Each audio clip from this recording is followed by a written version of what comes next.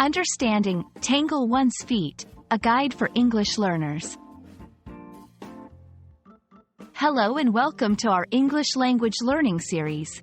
Today, we're going to explore the phrase, tangle one's feet. This idiom might sound a bit strange at first, but it's a colorful way to express a common situation. So, let's dive in and untangle its meaning together. To understand this phrase, let's first break it down. Tangle means to twist or intertwine in a way that makes something difficult to unravel. And feet, well, you know what they are. So, literally, if your feet are tangled, it means they are twisted together in a way that might make you trip or fall. This image sets the stage for the figurative meaning we often use in conversation. In everyday English, when we say someone has tangled their feet, we don't mean they are literally tripping over their own feet. Instead, it's a metaphorical way to describe someone getting into a complicated situation, often of their own making, which makes it difficult for them to move forward or succeed. It's like they are stumbling over their own actions or decisions.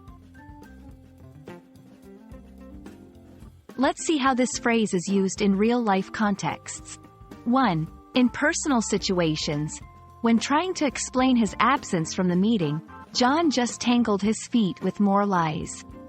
2. In professional contexts. The new manager tangled his feet by implementing too many changes too quickly, causing confusion among the staff. These examples show how the phrase can be applied to different scenarios where someone's actions lead to more complications. Visualize the phrase. Imagine someone literally tripping over their feet. This mental image can help you remember the figurative meaning. Use it in your practice. Try to create your own sentences using this idiom. The more you practice, the easier it will be to remember and use it naturally. That's all about tangle one's feet. We hope this video has helped clarify this interesting English phrase for you. Remember, learning idioms can be a fun way to enrich your language skills and sound more like a native speaker. Keep practicing, and don't hesitate to reach out if you have any questions. See you in our next video.